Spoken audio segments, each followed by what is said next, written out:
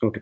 So in this today's class, we are going to start another topic, another important topic, which is electric dipole. So बेटा electric dipole actually होता क्या है? So it's very simple. जब भी आपके पास दो charges हैं, let's consider एक चार्ज आपके पास नेगेटिव चार्ज है and other charge is basically the positive charge, और ये किसी सर्टेन डिस्टेंस के ऊपर एक दूसरे से सेपरेट हुए हैं. दो charges, the first one is negative charge and other is the positive charge. दो ऑपोजिट चार्जेस जब भी किसी सर्टेन डिस्टेंस के ऊपर पड़े हो, मतलब इस तरह से सर्टेन डिस्टेंस के ऊपर हो कि वो एक दूसरे को इफेक्ट कर रहे हो, मतलब यहाँ पे इतना नहीं होना चाहिए कि एक नेगेटिव चार्ज दूसरे नेगेटिव चार्ज से बहुत ज्यादा डिस्टेंस के ऊपर होकर वो एक दूसरे को अफेक्ट ना कर पाए. नहीं, हम दो चार्जेस को कंसिडर तब करते हैं जब वो किसी खास डिस्टेंस पे पड़े, मतलब इतने डिस्टेंस के ऊपर पड़े हों कि वो एक दूसरे के ऊपर इफेक्टिव हों, वो एक दूसरे को क्या कर रहे हो, अट्रैक्ट कर रहे हो. अगर वो किसी डी डिस्टेंस से सेपरेट हो बेटा, तो हम कहते हैं कि इनके दरमियान में एक सर्टेन टाइप ऑफ इफेक्ट आ गया है, एक सर्टेन टाइप ऑफ मूवमेंट आ गई. उसको हम कहते हैं इलेक्ट्रिक डाइपोल मूवमेंट. वो जो मूवमेंट आई है, वो जो इलेक्ट्रिक डाइपोल मूवमेंट आई है, उसको कैसे कैलकुलेट किया जा सकता है इन दोनों पॉजिटिव चार्जेस के दरमियान, यानी कि इन दोनों ऑपोजिट चार्जेस के दरमियान में जो इलेक्ट्रिक फील्ड स्टैब्लिश हो चुकी है, उसको कैसे किया जा सकता है, जिसको हम इलेक्ट्रिक डाइपोल मूवमेंट का नाम दे रहे हैं. वो होगी जो आप चार्ज है, जो चार्ज है वो, और उसके दरमियान डिस्टेंस हो, उनको आप मल्टीप्लाई कर दें, आपको इलेक्ट्रिक डाइपोल मूवमेंट का पता लग जाएगा. ठीक है. और इनके दरमियान में जो डिस्टेंस है वो आपके पास डी है, और इलेक्ट्रिक डाइपोल मोमेंट को हम रिप्रेजेंट करते हैं पी से. अब अगर अगर ये एक क्वांटिटी है बेटा, अगर ये एक फिजिकल क्वांटिटी, हम कहते हैं कि हर वो फिजिकल क्वांटिटी जो मेजरेबल हो, हर वो फिजिकल क्वांटिटी हर वो क्वांटिटी जो मेजरेबल हो, वो एक फिजिकल क्वांटिटी होती है. और जो भी फिजिकल क्वांटिटी होती है, आप उसकी डायरेक्शन जरूर प्रेडिक्ट कर सकते हैं. जो भी फिजिकल क्वांटिटी जो भी क्वांटिटी मेजरेबल होती है, वो एक फिजिकल क्वांटिटी होती है, और हर फिजिकल क्वांटिटी की आप डायरेक्शन का पता जरूर बता सकते हैं. तो इस फिजिकल क्वांटिटी जो इलेक्ट्रिक डायपोल मोमेंट है चार्जेस की, इसकी डायरेक्शन क्या होगी, तो इसकी डायरेक्शन हमेशा नेगेटिव चार्ज से टुवर्ड्स द पॉजिटिव चार्ज होगी. अब बेटा बहुत सारे मॉलिक्यूल्स ऐसे होते हैं जिनके अंदर built in electric dipole moment होती है, जिनके अंदर built in electric dipole moment होती है. जैसे अगर हम वाटर मॉलिक्यूल को देखें, तो वाटर मॉलिक्यूल हमारे पास जो है वो H2O होता है. इसके अंदर एक ऑक्सीजन का एटम होता है और इसके दोनों तरफ हाइड्रोजन एटम जो है वो अटैच होता है. तो ये जो बॉन्डिंग है ऑक्सीजन एटम की दो एटम्स के साथ, इसमें 10 वैलेंस इलेक्ट्रॉन्स होते हैं. ठीक है, 8 ऑक्सीजन के पास होते हैं, और एक इस हाइड्रोजन के पास होता है, और एक इस हाइड्रोजन के पास होता है. तो ये हर एक हाइड्रोजन एटम बारी बारी से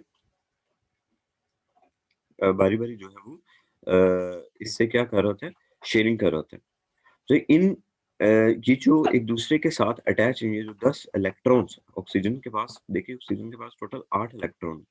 अब वो एक इलेक्ट्रॉन इस हाइड्रोजन एटम से लेता है, इस हाइड्रोजन एटम से लेता है. तो हम कहते हैं कि ओ जो साइड है वो ज्यादा नेगेटिव है, और हाइड्रोजन की जो साइड है वो पॉजिटिव है. यानी कि हाइड्रोजन की एक ये जो साइड होगी, ये वाली जो साइड है ये ज्यादा नेगेटिव होगी, और ये लेस नेगेटिव होगी. तो ये पॉजिटिव साइड आप कह सकते हैं, ये पॉजिटिव साइड है, ये नेगेटिव साइड है. तो इस तरह से ये पॉजिटिव साइड और नेगेटिव साइड भी बिल्कुल एक इलेक्ट्रिक डायपोल मोमेंट का जो है वो हमें कॉन्सेप्ट दे रही है. ठीक है जी.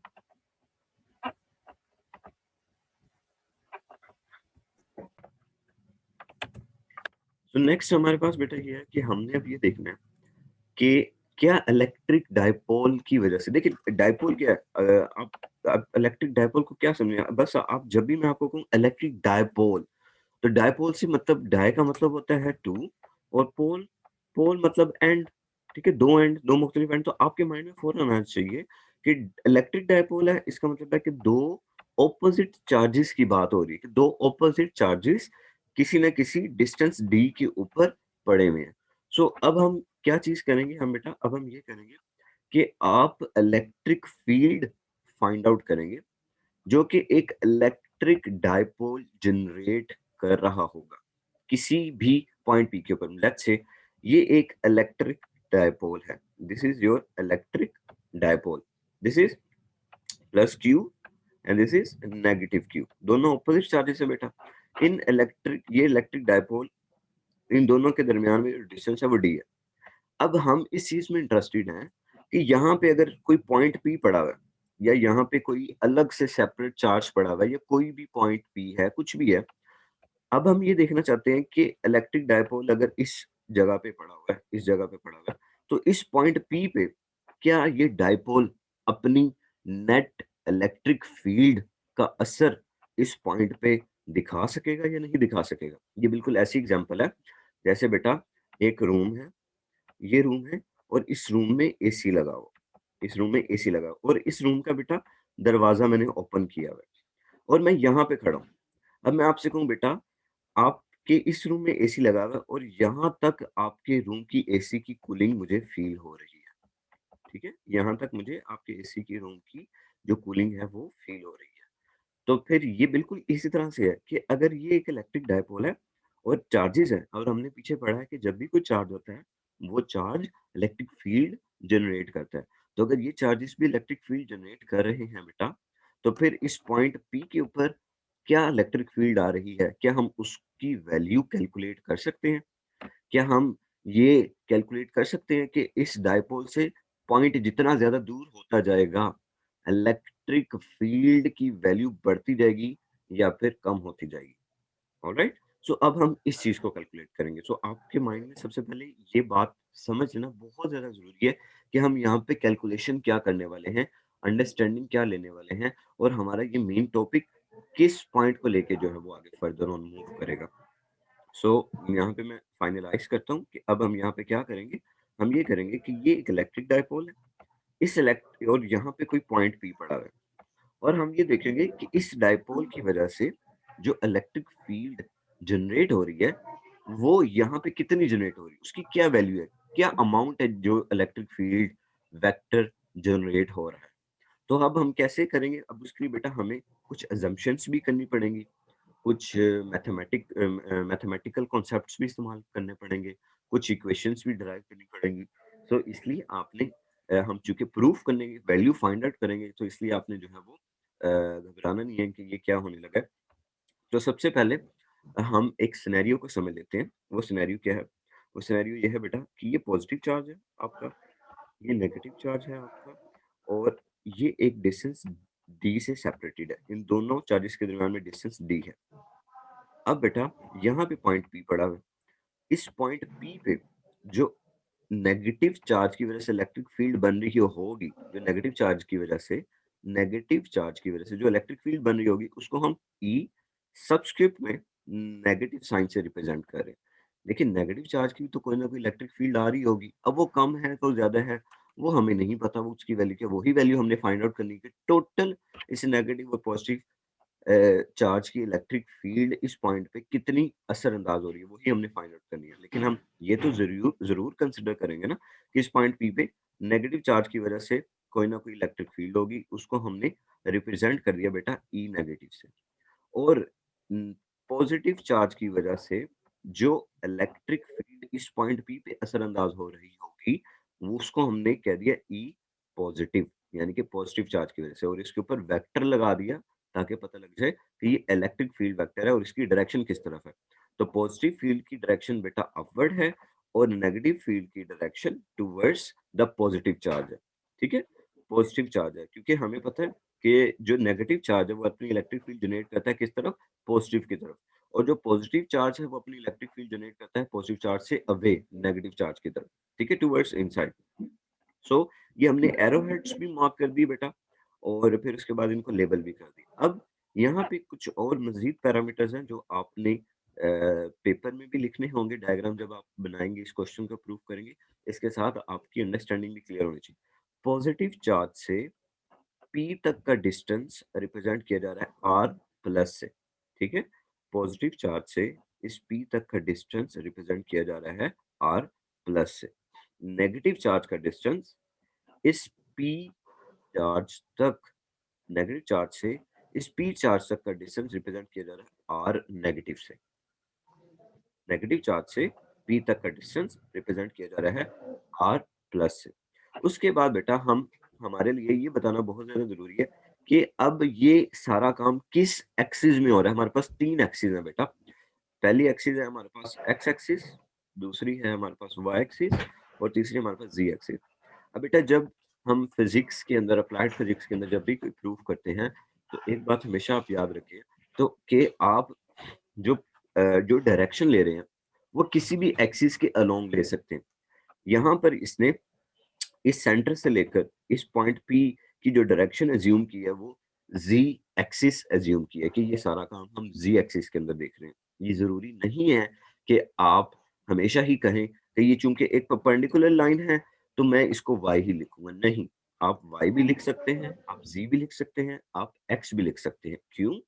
उसकी रीज़न ये है कि तीनों डायरेक्शंस आपकी एक्स, वाई एंड ज़ेड ये आपस में म्यूचुअली परपेंडिकुलर होती है।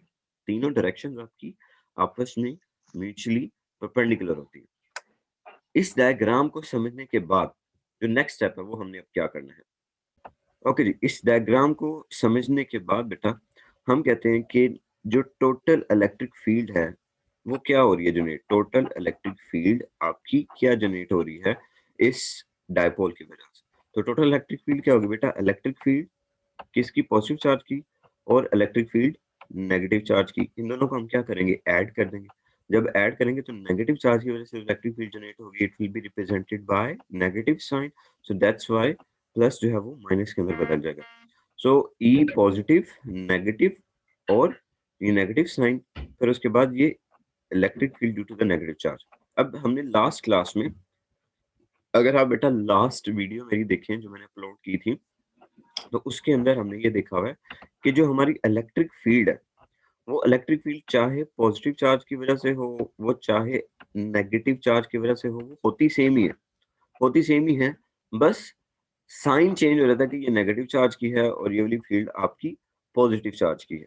सिर्फ ये वाला साइन जो है वो हमारा चेंज होता है, इसके अलावा हमारी कोई भी चीज जो है वो चेंज नहीं होती। तो वो वैल्यू क्या है हमारे पास, ड्यू टू पॉजिटिव चार्ज और नेगेटिव चार्ज, वो वैल्यू है आर 1/4 पाई ई naught Q over R square. 1/4 pi ई naught Q over R square. So ये वैल्यू हमारे पास बेटा जो है वो बनती है। सो अब इस वैल्यू को हमने जो है बेटा पुट करना है। इस वैल्यू को अब हम क्या करेंगे, पुट करेंगे। किस तरह से, अब देखिए इसको हम फर्दर सोल्व करेंगे।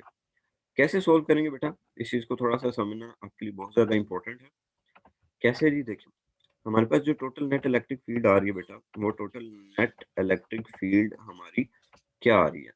देखिए हमारी हमारी नेट इलेक्ट्रिक फील्ड आ रही है ई पॉजिटिव, और इसे सर हम प्लस स्क्रीन कर शो नहीं रहे हो हैं रही। ई नेगेटिव। अब बेटा हमें ये पता है कि जो आपकी नेट इलेक्ट्रिक फील्ड, जो इलेक्ट्रिक फील्ड हमने लास्ट लेक्चर्स के अंदर देखी है, वो हमारी किसके बराबर होती है, ये हमारी बराबर होती है 1/4 पाई 4 पाई ई नॉट क्यू ओवर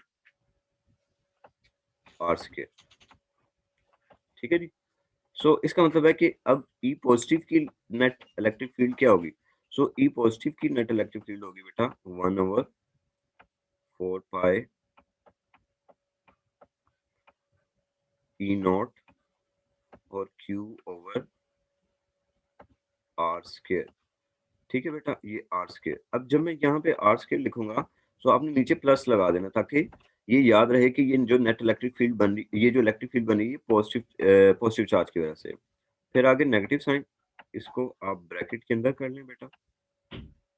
सो ये आ जाएगा आपके पास, वंस अगेन ब्रैकेट के अंदर करते हैं ताकि नीटली काम लगे।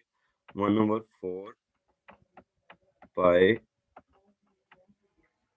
ई नॉट और मल्टीप्लाई बाय क्यू ओवर, और यहाँ पे क्या चार्ज आ जाएगा बेटा, यहाँ पे चार्ज आ जाएगा नेगेटिव आर स्क्वायर। ये चार्ज आ गया। अब बेटा देखें, अब इसको हमें फर्दर सोल्व करना, तो कैसे फर्दर सोल्व करेंगे। देखिए इसमें क्या कॉमन आ रहा है, इसमें 1/4 पाई ई नॉट सबसे पहले हमें कॉमन नजर आ रहा है, और क्यू भी कॉमन है इसके अंदर, क्यू भी कॉमन है, दोनों चीजें हमें कॉमन नजर आ रही है। तो हम 1/4 पाई ई नॉट को पहले कॉमन ले लेते हैं, फिर उसके बाद देखते हैं हमारी इक्वेशन जो है वो क्या बनती है।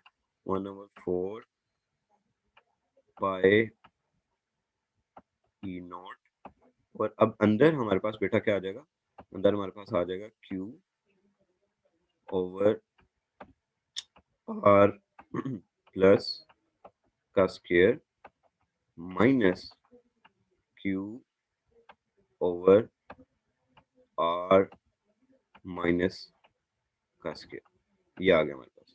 अब इसका मतलब सर है क्या बेटा हम हम क्यू भी बाय 1/4 पाई एप्सिलॉन नॉट के साथ कॉमन ले सकते हैं? जी बिल्कुल, आप क्यू को भी बाहर कॉमन ले सकती हैं, कोई मसला नहीं। आप क्यू को भी इसके साथ जो है वो बाहर ले सकती हैं।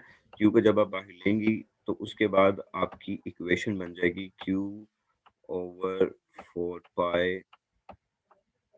ई नॉट, और ये आ जाएगा हमारे पास 1 over positive r square, right, 1 over positive r square और minus 1 over r negative square आ जाएगा। अब यहां तक it was very simple, it was like a basic math. Now here comes the problem. When I ask you people to calculate the R, what R is basically. So beta, for this we need to look at our diagram. We need to find out our diagram. हमारी जो diagram है, हमारी diagram को जरा हमें समझना पड़ेगा कि हमारी डायग्राम के अंदर R क्या बन रहा है, R प्लस क्या बन रहा है। So let me show you the diagram. देखिए, this is the diagram. This is the diagram. Now let me confirm one thing. Is it still valid? Okay, it's valid now. So here is the diagram beta, and in this diagram अगर आप इस R plus को देखें, ये R plus है आपके पास और ये R नेगेटिव है बेटा आपके पास। So how can you calculate this R plus and R negative? हम ये R प्लस को किस तरह से कैलकुलेट कर सकते हैं? तो अगर ये R प्लस डिस्टेंस देखिए बेटा पॉइंट P तक, इस पॉजिटिव चार्ज से लेकर यहाँ तक का डिस्टेंस कितना बन रहा है? हमने जो कैलकुलेट करना है, आर प्लस को कैलकुलेट करना है, तो देखिए आर प्लस हमारा कितना बन रहा है?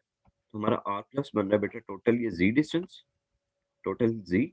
अगर जी में से हम इस हाफ डी को निकाल दें तो हमारे पास ये आर प्लस का डिस्टेंस आया था। Please try to understand this thing, it's very important and it's very confusing.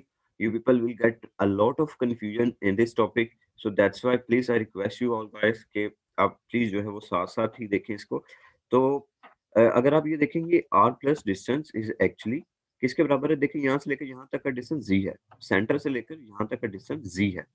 तो अगर मैं इस हाफ डी को निकाल दूं तो बाकी जो डिस्टेंस मेरे पास बचेगा यहाँ से लेकर यहाँ तक का जो डिस्टेंस बचेगा वो मेरे पास क्या होगा बेटा? आर पॉजिटिव का डिस्टेंस होगा। वो मेरे पास आर पॉजिटिव का डिस्टेंस आएगा। इसी तरह से आर नेगेटिव का भी डिस्टेंस देखिए बेटा, आर नेगेटिव, ये आर नेगेटिव। तो इस आर नेगेटिव में, इस आर नेगेटिव के अंदर अगर आर नेगेटिव में देखिए यहाँ तक का डिस्टेंस जी है, और अगर मैं इसमें हाफ डी ऐड कर दूं तो मुझे पूरे आर नेगेटिव का जो डिस्टेंस है वो मिल सकता है। ऑलराइट, तो इस तरह से हम इसे जो है वो फाइंड आउट कर रहे हैं। लेकिन जी लेकिन जी। सर जी देखें कि सो बेटा let me revise you for all कि हम क्या कर रहे हैं। एक्चुअली हम सिर्फ ये कर रहे हैं बेटा कि देखिए ये आर पॉजिटिव डिस्टेंस हमने फाइंड आउट करना है। सो ये आर पॉजिटिव डिस्टेंस कैसे आएगा? हम कहते हैं कि ये टोटल जी डिस्टेंस है आपके पास, ये टोटल डिस्टेंस आपके पास जी है। सो अगर आप इस टोटल जी में से ये जो हाफ डी आपके पास आ रहा है, इस टोटल जी में से इतना पोर्शन निकाल दें, इतना पोर्शन निकाल दें तो बाकी जो डिस्टेंस है वो आपका आर पॉजिटिव है। अब ये जो पोर्शन हमने निकालना है बेटा, ये किसके बराबर है? ये हाफ डी, मतलब कि टोटल डी है ना, टोटल डी, तो टोटल डी का हाफ बन रहा है क्योंकि सेंटर के ऊपर है। इसी तरह से बेटा अगर मैं आपको कहूँ कि नेगेटिव का डिस्टेंस निकालना है तो क्या होगा? तो देखिए ये इतना तक तो हमें जी का पता लग रहा है, तो लेकिन ये बाकी डिस्टेंस कितना होगा? इतना पोर्शन हमें ऐड करना पड़ेगा आर नेगेटिव निकालने के लिए। तो ये क्या है? ये आपका हाफ डी बन रहा है। तो फिर हम क्या करते हैं? हाफ डी को आर के अंदर, जी के अंदर क्या कर देते हैं? ऐड करा देते हैं। ठीक है, सो ये अब आपने याद रखना है कि ये डिस्टेंसेस हमारे पास कैसे आ रहे हैं। सो हमें यहाँ से बेटा पता लग गया कि जो हमारा आर प्लस था वो कैसे आ रहा था। तो मैं इसको दोबारा लिखता हूँ यहाँ पे, क्यू और 4 पाई ई नॉट।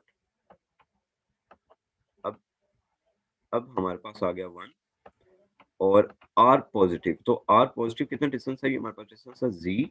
जब जी में से हमने हाफ डी को निकाल दिया, जी में से जब हमने हाफ डी को निकाल दिया तो तब हमारे पास ये डिस्टेंस आ गया।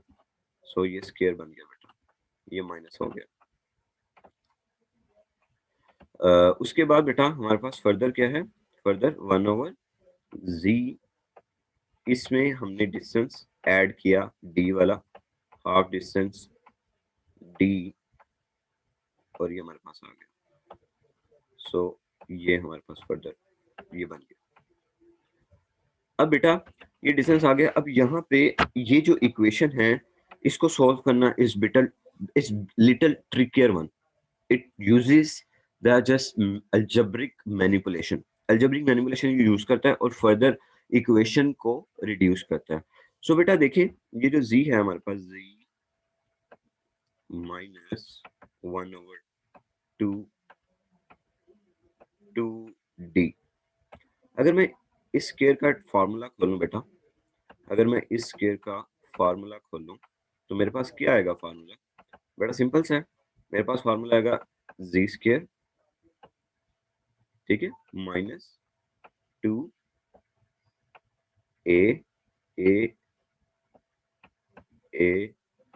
और b। सो b हमारे पास बनेगा d/2 बनेगा, d/2, और साथ में क्या आएगा बेटा, साथ में आएगा प्लस d स्क्वायर ओवर 4। ठीक है बेटा। सो इसका मैंने सिंपल फार्मूला खोला, जो हम फार्मूला यूज कर चुके हैं, a minus b whole square. देखिए बेटा दो तरीके, मैं आपको क्या कर सकता हूँ, मैं आपको ये भी कह सकता हूँ कि इससे आगे आप मैथमेटिकल अलजेब्रिक मैनिपुलेशन करें और इस स्टेप के ऊपर पहुंच जाए, लेकिन मैं चाह रहा हूँ कि आपको समझ आए कि हम आगे किस तरह से जा रहे हैं। तो इससे थोड़ा सा ये करना पड़ेगा हमें। सो बेटा ये क्या बन जाएगा, ये बन जाएगा हमारा z स्क्वायर, ये बन जाएगा z स्क्वायर माइनस d/2 और प्लस d स्क्वायर ओवर 4। अब ये फार्मूला हमारे पास जो है वो बेटा इसका पूरा ओपन सर करें। d/2 कैसे आया? जी बेटा d/2 सॉरी d/2 कैसे आया? जी d जी आएगा। ये यहाँ पे एक्चुअली होगा dz,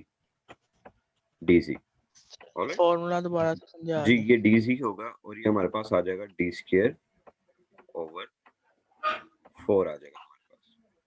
ओके सो बेटा अब फर्दर जब आप इस स्क्वायर का फार्मूला खोलेंगे, अब इसमें से देखना, हम इसमें से कॉमन क्या आ रहा है, तो इसमें से कॉमन आ रहा है z स्क्वायर। अब इसमें से हम खुद से z स्क्वायर कॉमन निकालते हैं, ठीक है। सो लेट्स सी कि अब क्या होगा। देखिए once again I am saying to you, ये सिंप्लीफिकेशन है। सिंप्लीफिकेशन आप अपने मुताबिक जैसे मर्जी कर सकते हैं, मैथ्स के रूल वायलेट नहीं होने चाहिए। तो यहाँ पे आ जाएगा 1 minus d/z plus d square over 4z square. ये मैंने कॉमन निकाल लिया था, ठीक है। ये हमने क्या किया, कॉमन निकाल लिया। सो हमने क्या किया बेटा, हमने यहाँ से z स्क्वायर कॉमन निकाल लिया। अब देखिए जब भी कोई चीज कॉमन निकालते हैं तो उसका रूल क्या होता है, उसका बड़ा सिंपल सा रूल होता है। उसका सिंपल सा, जी हम d भी कॉमन ले सकते हैं, ठीक है, लेकिन हम z को लेने के पीछे एक वजह है, क्योंकि z एक एक्सिस है और d डिस्टेंस है। उसके पीछे एक वजह, देखिए z को कॉमन लेने की रीजन ये है कि बाद में हम z को निगलेक्ट कर सकते हैं, ठीक है। वो मैं बाद में बताता हूँ कि z को क्यों कॉमन लिया हमने। तो z स्क्वायर को डिस्टेंस लिया, z स्क्वायर को कॉमन लिया, हमारे पास 1 आ गया। अब देखिए ये dz था, ये देखिए ये dz था। देखिए क्या किया मैंने, ऊपर dz था बेटा। अब एक बात हमेशा आपने याद रखनी है कि जब भी किसी चीज को आप कॉमन लें तो आपकी वो एक्सप्रेशन, आपकी वो एक्सप्रेशन हमेशा सर जी सर जब हम जी स्क्वायर को कॉमन लेंगे तो जब ये देखिए यहाँ पे जो इम्पोर्टेंट बात है याद रखने वाली वो यही है कि जब आप किसी भी चीज को कॉमन लेते हैं बाहर z स्क्वायर को, तो आप उसे इस तरह से बाहर कॉमन लेते हैं कि जब उसे वापस अंदर मल्टीप्लाई किया जाए तो आपकी ओरिजिनल एक्सप्रेशन ही बने, आपकी ओरिजिनल एक्सप्रेशन ही बने। इसलिए मैंने कहीं z को नीचे लिख दिया, कहीं z स्क्वायर को वैसे लिख दिया, इसलिए इस सारे को जो है वो बेटा लिखा हुआ ताकि हमारी जो एक्सप्रेशन है वो सेम रहनी चाहिए। ऑलराइट बेटा, अब इसके बाद क्या होगा हमारे पास, देखें अब इसके बाद एक चीज और आप गौर करें, ये जो एक फॉर्म है हमारे पास, ये वाली फॉर्म 1 माइनस डी ओवर जी प्लस डी मुझे नहीं पता। डी स्क्वेयर ओवर 4 जी स्क्वेयर। क्या बेटा ये फार्मूला नहीं बन रहा ये वाला 1 माइनस डी ओवर 2z? क्या मैं इसको फैक्टराइज करके इस फॉर्म में ला सकता हूं? मैं इस एक्सप्रेशन को फैक्टराइज करके इस फॉर्म में ला सकता हूं? देखिए अब ये इस फॉर्म में कैसे गई, दिस इज इंपॉर्टेंट क्वेश्चन। देखिए जरा, जब आप इस एक्सप्रेशन को खोलेंगे, जो मैंने अभी बनाई है, इस एक्सप्रेशन को अगर ओपन करेंगे तो ये बिल्कुल सेम वैसे ऐसे ही बन जाएगी। ठीक है, तो ये हमने देखा कि ये जो एक्सप्रेशन है ये क्या बन रही है, ये एक्सप्रेशन एक्चुअली ये बन रही है हमारी जो है वो फैक्टराइज करके ये एक्सप्रेशन बन रही है। तो इसलिए मैं क्या लिख दिया, मैंने लिख दिया z1 minus d over 2z। ठीक है बेटा, ये 2z और ये होल स्क्वायर आ गया हमारे पास।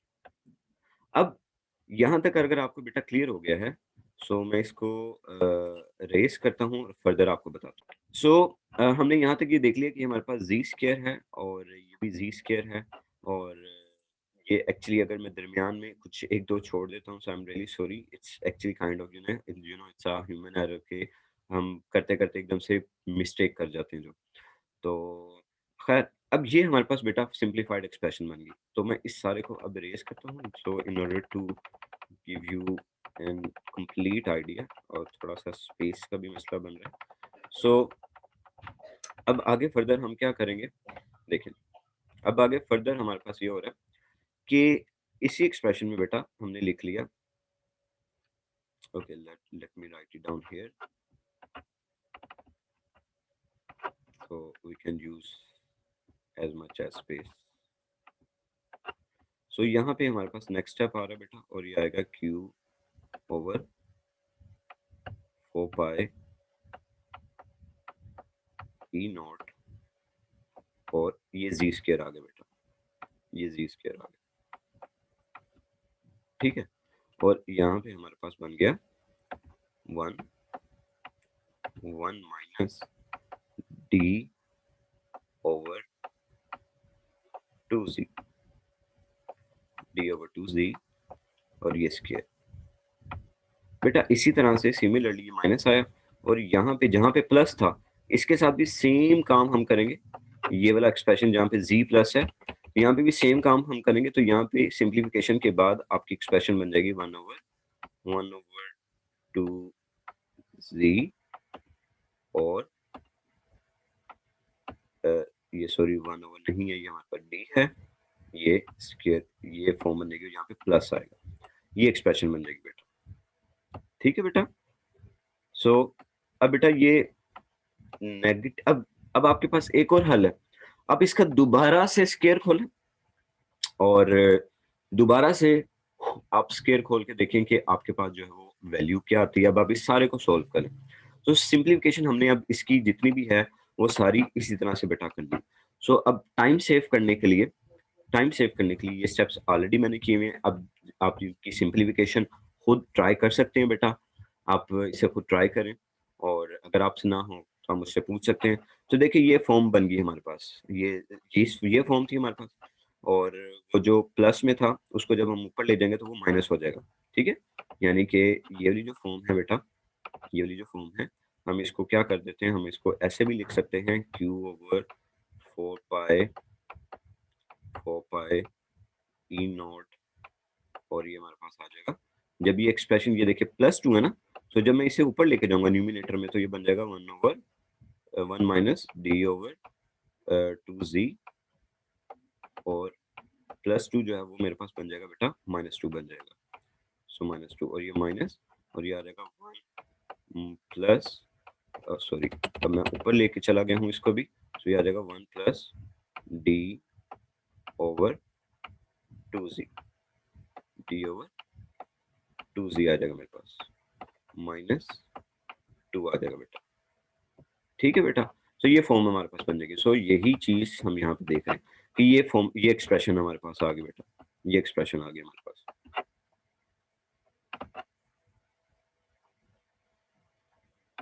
सो हमारे पास जो है वो जी स्केयर भी यहाँ पर आएगा। ठीक है जी, यहाँ पे जी स्केयर भी आएगा, सॉरी ये मिस कर दिया था मैंने, थैंक यू। यहाँ पे हमारे पास जो है वो जी स्केयर भी आएगा। सो बेटा ये एक्सप्रेशन हमारे पास आ गई। सो एक्चुअली मेरा मेन मकसद होता है आपको चीज समझ आनी चाहिए, उसमें ये नहीं होना चाहिए कि अगर कोई चीज मिस होगी, आपको पता है कि वो चीज अगर यहाँ पे मिस हो गई या नहीं लिखी तो इट्स अंडरस्टूड कि वो है मिस्टेक से मिस हो गई है, तो मेन चीज होती है, मेन आइडिया आपको समझ आना चाहिए। तो ये एक्सप्रेशन हमने बना ली बेटा। अब इस एक्सप्रेशन को आप फर्दर सोल्व करेंगे। अब इसका स्केयर का फार्मूला आप खोलें बेटा। फर्दर जब आप स्क्वायर का फार्मूला आप खोलेंगे तो जैसे आप ने पीछे मैंने आपको फार्मूला ओपन कराया वैसे ही फार्मूला खुलेगा, लेकिन सिर्फ फर्क ये आएगा कि -2 है तो सिर्फ साइन चेंज हो जाएंगे, जहाँ पे माइनस होता है वहाँ पे प्लस आ जाएगा आपके पास, सिर्फ साइन का ये फर्क आएगा। बाकी उसी तरह से बेटा सर आप, जी स्क्वायर क्यों डिवाइड हो रहा है? मल्टीप्लाई नहीं है ना जी स्क्वायर ने ऊपर? जी बेटा यहाँ से समझ नहीं आई, मतलब जो आपने सॉल्व किया है उसमें जी स्क्वायर आपने कॉमन लिया था, तो वो मल्टीप्लाई हो रहा था ना चीजों के साथ, जी स्क्वायर क्यू जो आप ओवर खुद 4 सॉल्व कर रहे थे जी। क्यू ओवर, देखिए मैं आपको बताता हूँ वो क्या चल रहा था, आप कंफ्यूज ना हो, क्यों नीचे क्यों आ गया देखें। देखिए बेटा ये z -1 ओवर 1 ओवर 2 ये एक्सप्रेशन कहाँ पे थी, डिनोमिनेटर में थी ना, जी डिनोमिनेटर में थी ना, तो फिर जी स्केयर इसका फिर डिनोमिनेटर में ही आएगा ना, समझ आया। ये देखिए यहाँ से जी देखिए अब जी नीचे आ से गया। देखिए, हाँ जी इसलिए डिनोमिनेटर में जी स्केयर आ रहा है। ठीक है बेटा, okay thank you sir. Okay.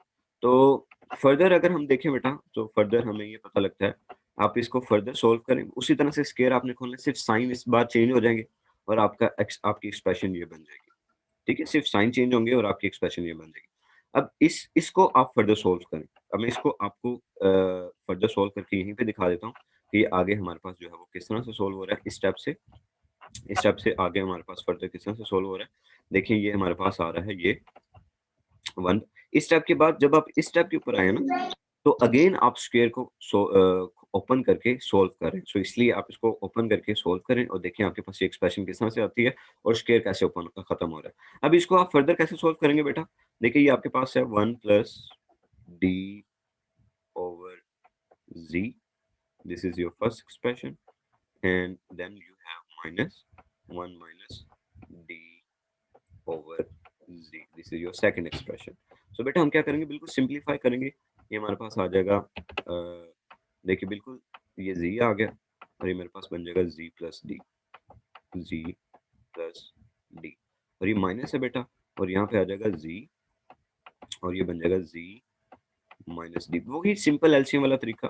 फिर होल एलसीएम ले लेते हैं, तो ये मेरे पास आ जाएगा z और ये z प्लस डी ऐसे ही बेटा रहेगा, z प्लस डी ऐसे ही रहेगा, नेगेटिव साइन, अब नेगेटिव साइन अंदर मल्टीप्लाई भी होगा तो बेटा ये क्या बन जाएगा, ये बन जाएगा नेगेटिव z और प्लस डी, प्लस डी आ जाएगा। सो देखिए यहाँ से z से कट गया और हमारे पास आ गया 2d ओवर z, ये आ गया बेटा हमारे पास।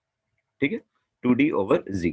सो देखिए z स्क्वायर पहले से था, एक z इसको सोल्व करने के बचा तो ये z क्यूब हो गया और इसके साथ साथ देखिए मैं आपको साथ साथ लिख के भी दिखा देता हूँ ताकि आपको कंफ्यूजन ना हो। तो ये हमारे पास आ गया क्यूब ओवर 4 पाई ई नॉट जी स्क्वायर, ये जी स्क्वायर आ गया बेटा। अब देखिए 2 1s द 2 एंड 2 2 द 4, ये 2 आ गए यहाँ पे, तो ये एक्सप्रेशन फाइनली आ गया आपके पास क्यूब ओवर 4 पाई ई नॉट जी। सर ये जो नेगेटिव में पावर वो कहाँ पे गई है?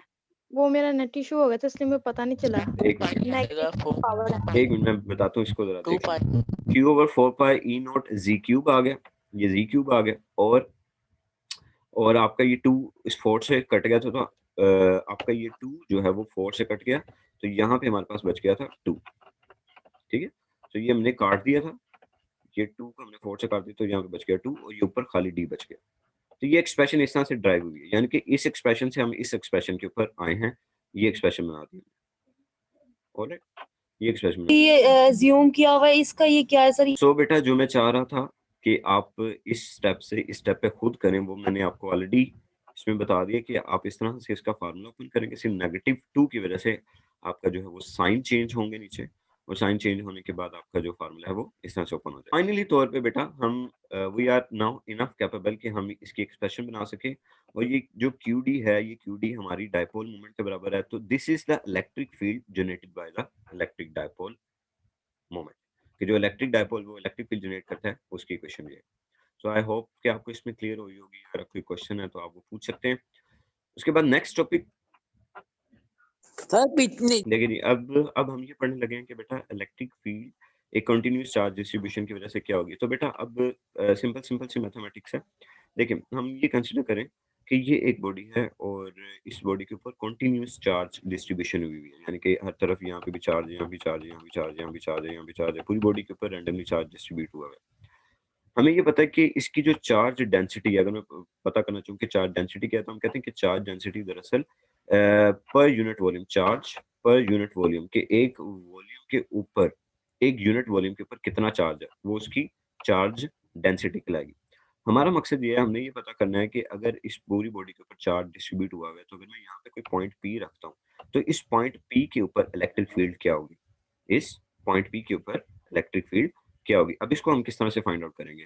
तो इसको फाइंड आउट करने का 3 बेसिक रूल है। देखिए, रूल नंबर 1, पहला रूल ये है कि आपकी जो चार्ज डिस्ट्रीब्यूशन है, जो आपकी बॉडी है, इसको आप जो है वो डीवी एलिमेंट्स में डिवाइड कर दें।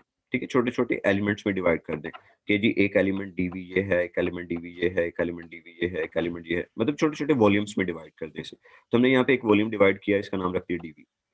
इसके बाद इसे डिवाइड करने के बाद देख लें कि हर एक वॉल्यूम के ऊपर कितना चार्ज है। तो हम इस फॉर्मूले से चार्ज निकाल सकते हैं। तो हमारे पास जो चार्ज आएगा वो आएगा dq is equals to rho, dq हमारे पास जो बराबर आएगा, dq आएगा रो dv। ठीक है, तो ये हमारे पास आएगा रो dv, ये हमारे पास जो है वो चार्ज आएगा, ये चार्ज आएगा। इसके बाद बेटा आप क्या करें, आप इस इलेक्ट्रिक फील्ड, इस चार्ज की वजह से जनरेट होने वाली इलेक्ट्रिक फील्ड इस पॉइंट P पे फाइंड आउट कर लें। ठीक है, सो इस चार्ज की वजह से इस पॉइंट P के ऊपर क्या इलेक्ट्रिक फील्ड जनरेट हो रही है, आप उसको फाइंड आउट कर लें।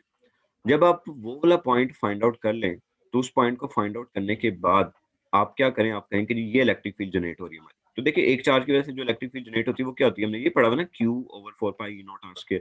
इसके साथ बस d क्यों लगा दिया, d is a differential part, छोटा सा एक पार्ट है, एक डिफरेंशियल पार्ट है, इसलिए d इसके साथ हमने जो है वो लगा दिया। इसके बाद जो थर्ड स्टेप है उसको फाइंड आउट करने का, थर्ड स्टेप क्या है, थर्ड स्टेप बड़ा आसान सा है, वो ये है कि आपने कहना है कि अगर इस छोटे से पॉइंट की वजह से इस पॉइंट P के ऊपर ये इलेक्ट्रिक फील्ड बन रही है, तो इसका मतलब है कि आप इसमें मौजूद जितने छोटे-छोटे पार्ट्स हैं, जितने छोटे-छोटे पार्ट्स हैं, उनकी वजह से भी यही इलेक्ट्रिक फील्ड बन रही होगी, तो आप उन सारों को क्या कर दें, इंटीग्रेट कर दें, उन सारों को इंटीग्रेट कर दें। सो ये बेसिक रूल है, मैं इसको दोबारा बता देता हूँ, बड़ा सिंपल सा था। 3 स्टेप्स आपने लेके चलने हैं। पहला स्टेप ये होगा कि जब आपके पास बहुत ज़्यादा बड़ी बॉडी हो और उस बॉडी के ऊपर बहुत ज़्यादा चार्जेस हो और हम इन सारे चार्जेस की वजह से इलेक्ट्रिक फील्ड क्या बन रही है, तो आप क्या करें, उन सारों को छोटे-छोटे पार्ट्स में डिवाइड करें। छोटे-छोटे पार्ट्स में डिवाइड करने के बाद आप हर एक पॉइंट के ऊपर देखिए चार्ज क्या आ रहा है। तो हर पॉइंट के ऊपर चार्ज क्या है, उसकी वैल्यू ये है। ये वैल्यू कैसे निकाली हमने, इस फार्मूले से निकाली, चार्ज डेंसिटी के फार्मूले से। वो निकालने के बाद उस पॉइंट पे जो छोटा-सा पॉइंट है, मिसाल के तौर पे ये वाला पॉइंट हमने समझा हुआ है, इस पॉइंट की वजह से इस पॉइंट P के ऊपर इलेक्ट्रिक फील्ड क्या बन रही है, उसका फार्मूला लिखें। तो हमने वो इलेक्ट्रिक फील्ड पहले ही बेटा कैलकुलेट की हुई है, Q/4πE0r² होती है, बस इसके साथ एक एडिशनल पार्ट d लगा दिया, जो कि d इंडिकेट कर रहा है डिफरेंशियल पार्ट। सो ये d हमने इसके साथ ऐड ऑन कर दिया। ऑलराइट बेटा, सो बस ये जो पार्ट है हमारा, हमने ये d वाला पार्ट जो है वो इसके साथ ऐड ऑन कर दिया हुआ है। हमने इसके साथ जो है वो d वाला एक एडिशनल पार्ट जो है वो ऐड ऑन किया हुआ है।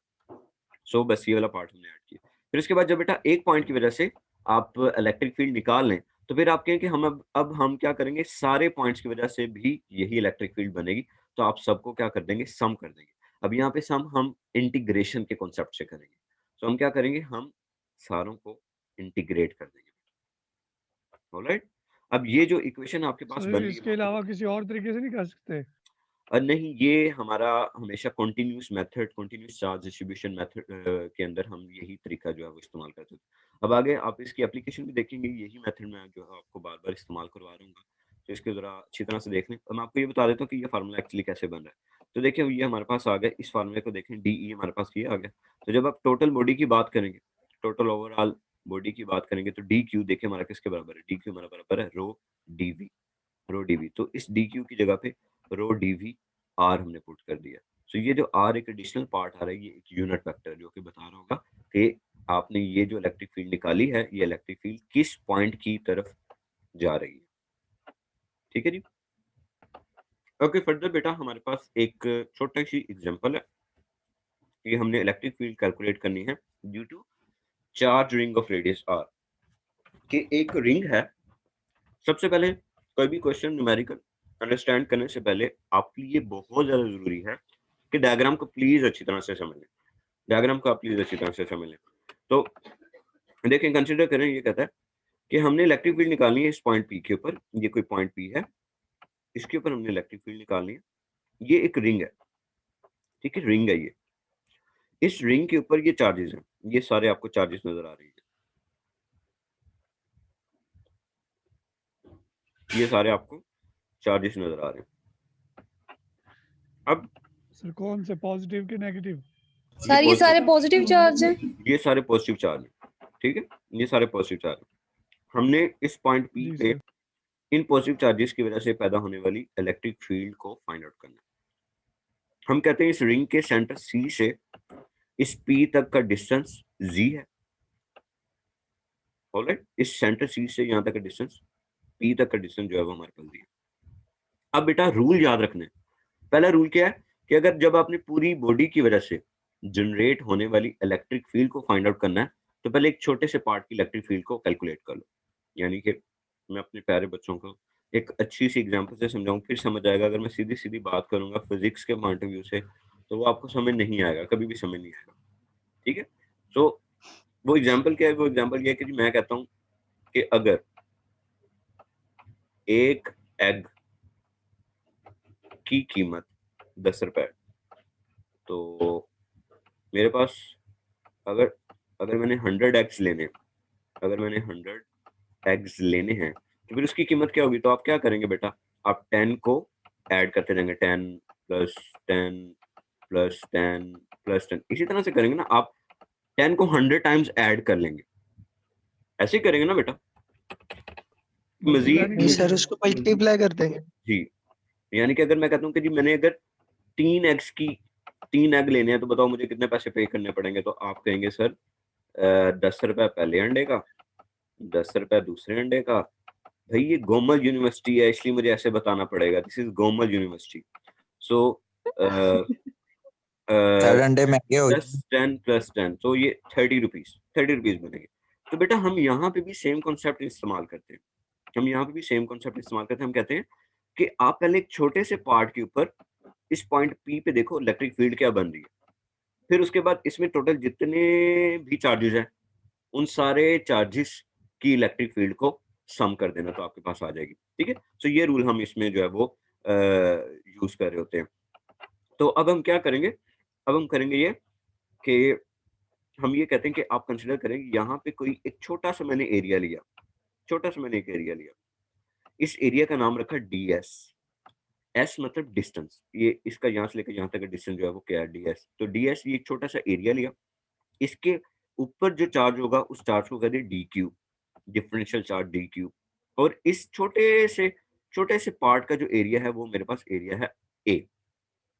इस एरिया का इस सेंटर तक का डिस्टेंस कैपिटल आर, इस एरिया का इस पॉइंट पी तक का डिस्टेंस स्मॉल आर। ठीक है, इस स्मॉल पी से इस छोटे से एरिया की वजह से बनने वाली इलेक्ट्रिक फील्ड मेरी डीई। ठीक है बेटा, और ये मेरे पास बन गया।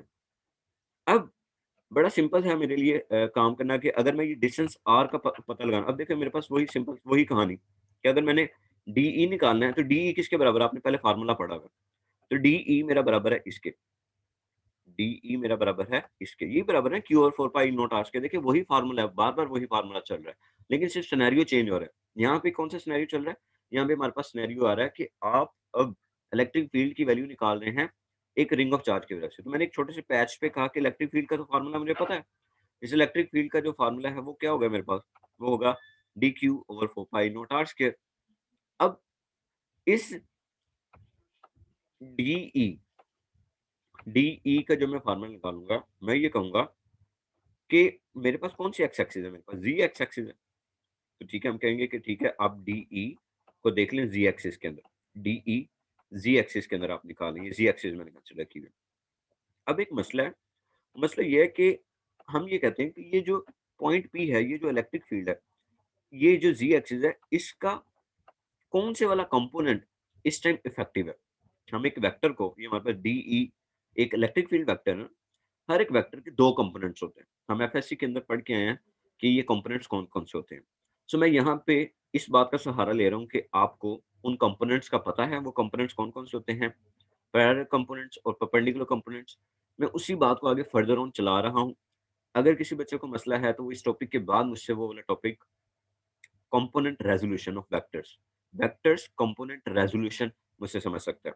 ठीक है, सो उसी कॉन्सेप्ट को इस्तेमाल करते हुए हमने ये देखा कि हमारा इस टाइम कोस थीटा वाला कंपोनेंट रिस्पॉन्सिबल है, हमारा इस टाइम कोस पैरेलल, ये पैरेलल कंपोनेंट हमारा कोस थीटा वाला रिस्पॉन्सिबल है। तो इसलिए डीई के साथ हमने क्या लगा दिया, कोस थीटा लगा दिया। तब देखिए बेटा ये हमारे पास एक ट्रायंगल बन गई, बिल्कुल एक ट्रायंगल बन गई, पी सी ए। ठीक है, पी ए सी हमारे पास ट्रायंगल बनी। तो मैं कोस थीटा की वैल्यू निकालना चाहता हूँ। तो कोस थीटा मेरा किसके बराबर है, कोस थीटा मेरे पास बराबर है g/r के। यानी कि कोस थीटा क्या होता है, कोस मेरे पास होता है, कोस मेरे पास होता है base over hypotenuse, base over hypotenuse. तो ये मेरी एक राइट एंगल ट्रायंगल है। अब बेटा वंस अगेन हमने ट्रिग्नोमेट्री में ये पढ़ा हुआ है कि राइट एंगल ट्रायंगल के अंदर ये हमारी बेस होगी और ये हमारी हाइपोटेनस होगी। तो इसलिए g/r आ गया, कोस थीटा मेरा बराबर आ गया g/r के। अब बेटा कोस थीटा की वैल्यू पुट की g/r, तो नीचे दो r थे, r³ हो गया और बाकी dq/4π0 ऐसे ही आ गया। यहां तक एनी इश्यू तो हम मुझसे पूछ सकते हैं। ओके, इसके बाद बेटा देखें हमारे पास आगे फर्दर क्या है, ये r³। अब ये r³ किसके बराबर, देखें हमें पता है r जो है वो हमारा बराबर है, r हमारे इसके बराबर है। तो इस r को मैं इस तरह से लिख सकता हूँ बेटा, g² प्लस r² 1/2। तो जब मैं बेटा r का क्यूब लूंगा, ये देखिए r³ है ना मेरे पास, एक्चुअली में ये r³ है, तो मैं इस r का क्यूब लेता हूँ, ये r³, तो ये r³ मेरा बराबर आएगा g² प्लस r² 3/2। सो ये 3/2 आ गया। सो ये बेटा मैंने 3/2 लिख दिया। अब बेटा क्या करेंगे, हमने एक छोटा सा एरिया लिया था dq। अब हम ये कहेंगे कि आप सारे तमाम के तमाम एरियाज को इंटीग्रेट कर दें, तो आपके पास क्या आ जाएगी, आपके पास टोटल इस रिंग की वजह से जनरेट होने वाली इलेक्ट्रिक फील्ड आ जाएगी। ठीक है, क्लियर। इसी तरह से बेटा फर्दर एक और हमारे पास एग्जांपल है जिसमें हम ये कहते हैं कि आपने इलेक्ट्रिक फील्ड फाइंड आउट करनी है जो कि एक पॉइंट पी पे यहाँ पे जनरेट हो रही है। और ये जनरेट कौन कर रहा है, देखिए पीछे वाले केस में रिंग थी, यहाँ पे एक डिस्क है और इस डिस्क का रेडियस है कैपिटल R, और इसके ऊपर जो चार्ज है वो चार्ज डेंसिटी क्या है, ये सिंबल है चार्ज डेंसिटी। मैंने अभी आपको बताया चार्ज डेंसिटी क्या होती है, चार्ज डेंसिटी हम कहते हैं number of charges on per unit volume, के एक छोटे से पार्ट के ऊपर कितने ज्यादा चार्जेस हो। तो इसकी वजह से जो है आपकी इलेक्ट्रिक फील्ड क्या होगी। तो बेटा इसमें भी देखिए हमने पीछे केस में भी सेम काम किया, देखिए हमने सेम काम किया इसमें। अब फर्क क्या आएगा, छोटा सा बस फर्क आएगा। देखिए हम छोटा सा हमारे पास फर्क आएगा कि यहाँ पे जो चार्ज डेंसिटी थी उसका बस फार्मूला चेंज होगा। वो फार्मूला क्या चेंज होगा, देखें हमारे पास जो चार्ज डेंसिटी है वहां पे हम वॉल्यूम कंसिडर कर रहे थे। ठीक है, ये एरिया चार्ज डेंसिटी हम यहाँ पे लेंगे, तो हम क्या लेंगे, चार्जेस, चार्जेस वहां पे हमने पीछे पर यूनिट वॉल्यूम लिए थे, यहाँ पे area per unit area d a आ जाएगा।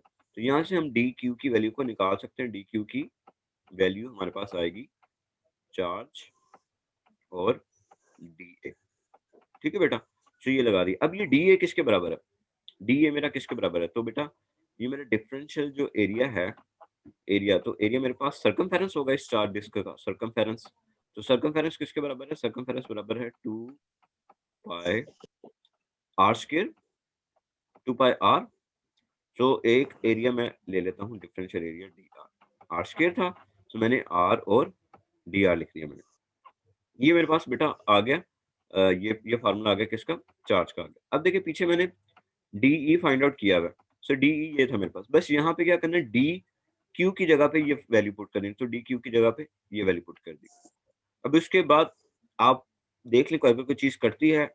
अब देखिए पाए आपका कट गया, ये पाए था, ये पाए आपका इस पाए से कट गया, तो पीछे 4 ई नॉट रह गया और ये चीज आ गई। तो ये आपके पास ये आपके पास इलेक्ट्रिक फील्ड होगी due to charge disc.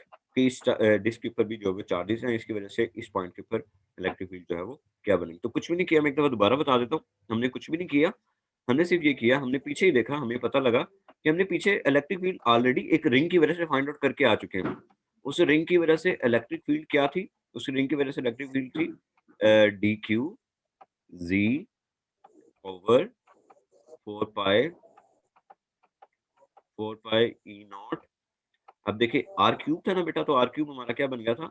Are cube हमारा बन गया था जी स्क्वायर प्लस आर स्क्वायर और 3/2। ये फार्मूला हम ऑलरेडी पीछे ड्राइव करके आ चुके हैं, तो इसी फार्मूला को अगेन यूज करूंगा।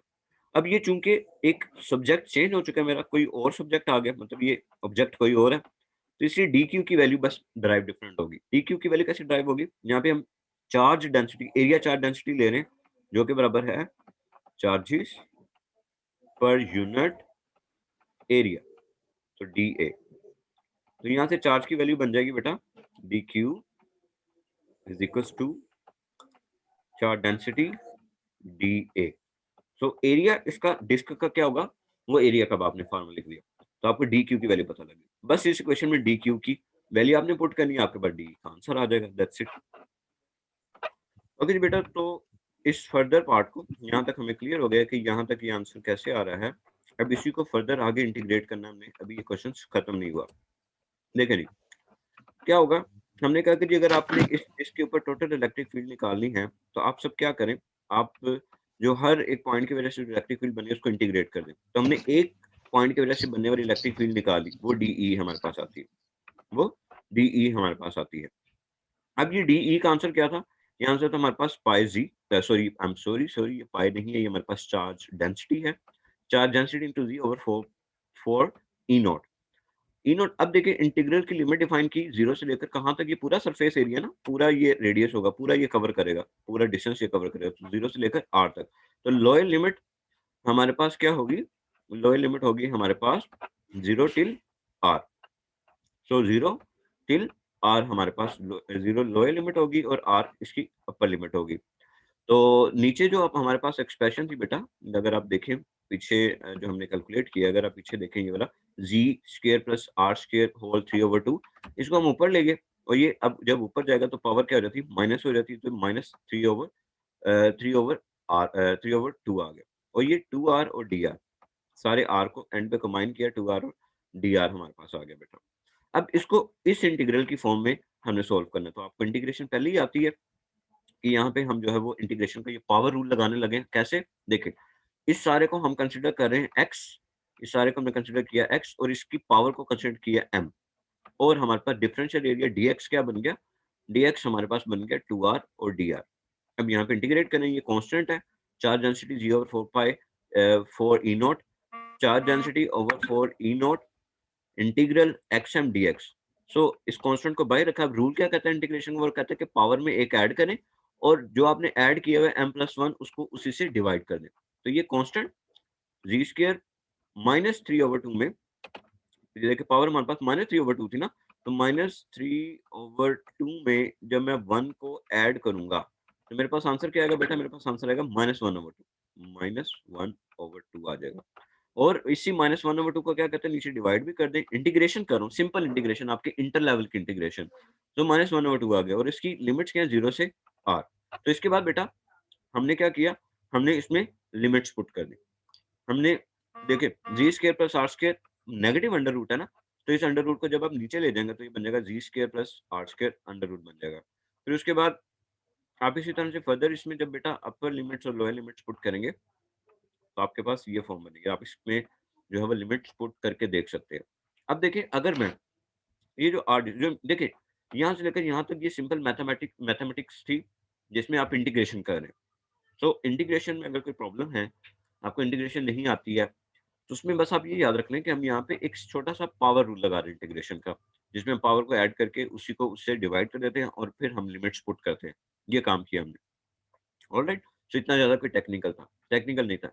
यहाँ पे जो बात है सीखने वाली असल, वो ये है कि अगर ये फार्मूला जो हमने बना लिया है, जो हमने इलेक्ट्रिक फील्ड कैलकुलेट करी है इस चार्ज डिस्क की, अगर ये आर बहुत ज़्यादा बड़ा हो जाए, अगर ये रेडियस आर बहुत ज़्यादा बड़ा हो जाए, यानी कि ये आर इस तरह से कोई बहुत बड़ा हो जाए, मतलब ये तो मैंने छोटा-सा ड्रा किया ना, इस तरह से आर जो है वो आपको बहुत बड़ा आर हो जाए, तो फिर क्या होगा?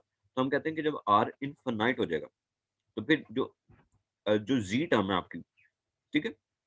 ज़ी आपकी छोटी टर्म है और ज़ी आपकी इनफाइनाइट टर्म है। तो फिर हमें क्या करना पड़ेगा? हमें ये पूरी की पूरी टर्म को खत्म ही करना पड़ेगा, क्योंकि ये पूरी की पूरी टर्म आपकी क्या हो जाएगी? एक किस्म से 0 हो जाएगी, क्योंकि हम कैलकुलेट नहीं कर पाएँगे जब आर इनफाइनाइट हो जाएगा। तो इनफाइनाइट और फाइनाइट चीज़ों को जब हम ऐड करेंगे तो आंसर तो आपके पास नहीं आएगा।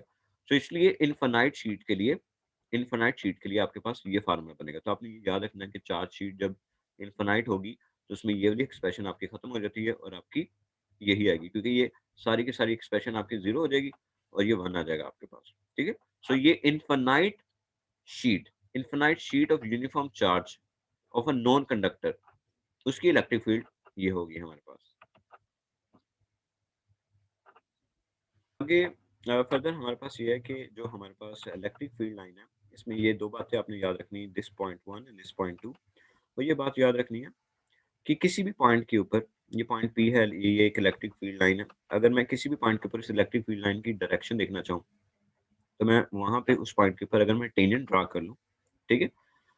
अगर मैं उस पॉइंट के ऊपर टेंजेंट ड्रा कर लूँ, तो टेंजेंट ड्रा करने के बाद मैं फाइंड आउट कर सकता हूँ कि इस इलेक्ट्रिक फील्ड लाइन की डायरेक्शन क्या है। और दूसरी इंपॉर्टेंट बात आपने इलेक्ट्रिक फील्ड लाइन्स के बारे में इंफॉर्मेशन है ये याद रखनी है कि आप की इलेक्ट्रिक फील्ड लाइन्स की डेंसिटी, मतलब जितनी ज़्यादा इलेक्ट्रिक फील्ड लाइन्स होंगी किसी भी चार्ज की, उतनी ज़्यादा आपके जो है वो इलेक्ट्रिक फील्ड वेक्टर उतना ज़्यादा आपका लार्ज होगा। जितनी ज़्यादा इलेक्ट्रिक फील्ड लाइन्स की डेंसिटी होगी, उतना ज़्यादा लार्ज में इलेक्ट्रिक फील्ड वेक्टर की आपकी जो है वो वैल्यू होगी। और हम पॉजिटिव चार्ज को बेटा सर इस तरह से इलेक्ट्रिक फील्ड की डेंसिटी से क्या मुराद है? डेंसिटी से मुराद ये है कि बहुत ज़्यादा large amount of electric field lines बहुत ज़्यादा हो, मतलब कि बहुत ज़्यादा इलेक्ट्रिक फील्ड लाइन्स हैं, ये बहुत ज़्यादा एक ही चार्ज की इलेक्ट्रिक फील्ड लाइन्स निकल रही हैं, ठीक है? ये डेंसिटी है मतलब उसकी। जिनकी जितनी तादाद ज्यादा होगी। हाँ, तादाद ज़्यादा हो एक यूनिट एरिया के अंदर, आप जब कहते हैं कि तादाद इसकी कितनी है वो। तो ये आपने 2 पॉइंट्स एज़ अ इन्फॉर्मेशन याद रखनी है। ये फिर उसके बाद बेटा अगर यहाँ पे देखें तो ये कहता है कि हम इलेक्ट्रिक फील्ड वेक्टर्स को और इलेक्ट्रिक फील्ड लाइन्स को किस तरह से रिप्रेज़ेंट करते हैं। ये तरीक़ेकार है इलेक्ट्रिक फील्ड लाइन्स को रिप्रेज़ेंट करने का। सॉरी, मैंने उल्टा कर दिया, आई एम सॉरी। ये तरीक़ेकार है, ये इलेक्ट्रिक फील्ड वेक्टर्स हैं आपके, ठीक है? ये इलेक्ट्रिक फील्ड वेक्टर्स हैं आपके, इलेक्ट्रिक फील्ड वेक्टर्स, और ये इलेक्ट्रिक फील्ड लाइन्स हैं। तो किसी भी चार्ज की इलेक्ट्रिक फील्ड लाइन्स इस तरह से रिप्रेज़ेंट की जाती हैं और ये आपका तरीक़ेकार है रिप्रेज़ेंट करने का इलेक्ट्रिक फील्ड वेक्टर। तो इसलिए आपको अगर पूछा जाए कि जी आप पॉज़िटिव चार्ज का इलेक्ट्रिक फील्ड वेक्टर रिप्रेज़ेंट करें, किस तरह से रिप्रेज़ेंट करेंगे? तो आप इस तरह से डॉट्स लगा के ये एरो हेड्स बना लेंगे। और अगर आपको कहा जाए कि एक चार्ज की इलेक्ट्रिक फील्ड लाइन्स रिप्रेज़ेंट करें, तो फिर उसके लिए आप जो है वो ये मेथड इस्तेमाल करेंगे। ठीक है जी? तो सर अगर वो नेगेटिव का कहे तो? तो नेगेटिव में सिर्फ़ डायरेक्शन चेंज होगी, ये आउटवर्ड है, नेगेटिव में इनवर्ड हो जाएगी। ठीक है? सिर्फ़ डायरेक्शन चेंज होगी।